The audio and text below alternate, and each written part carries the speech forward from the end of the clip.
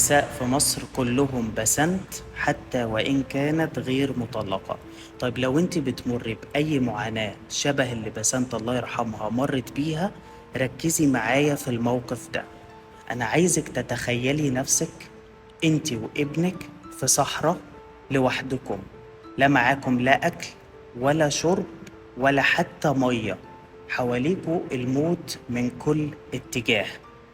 تخيلي ان ده نفس الموقف اللي ستنا هاجر كانت فيه. جوزها اللي هو ابو الانبياء سابها لوحدها مع ابنها في الصحراء ومشي. ما كانش حيلتها اي حاجة غير ايمان بربنا ان هو مش هيضيعها. بس هل ده كان كفاية؟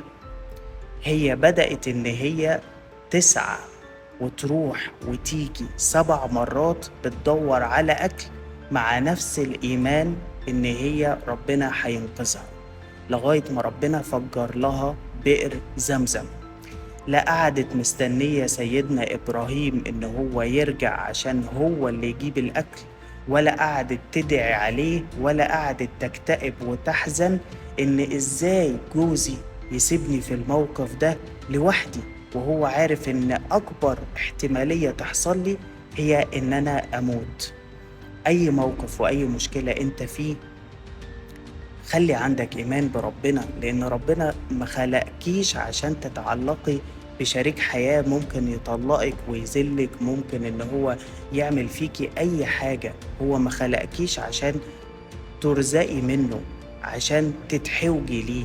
هو خلقك بس عشان خاطر تتعلقي بيه هو لوحده وتسعي.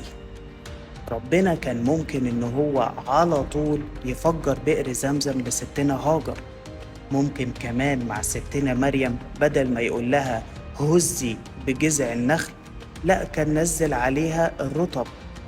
ربنا كان ممكن ان هو يفلق البحر من غير ما يقول لسيدنا موسى اضرب بعصاك. لازم ان انت يكون عندك ايمان بربنا ان هو مش هيسيبك لوحدك، وفي نفس الوقت كمان انك تسعي ازاي تخرجي من الموقف ده، وما ترسميش لربنا الطريق ان الحل يجي من طليقك او من الشخص اللي بيأذيكي او من ابوكي او من اي حد في حياتك ممكن يكون مقصر في حقك.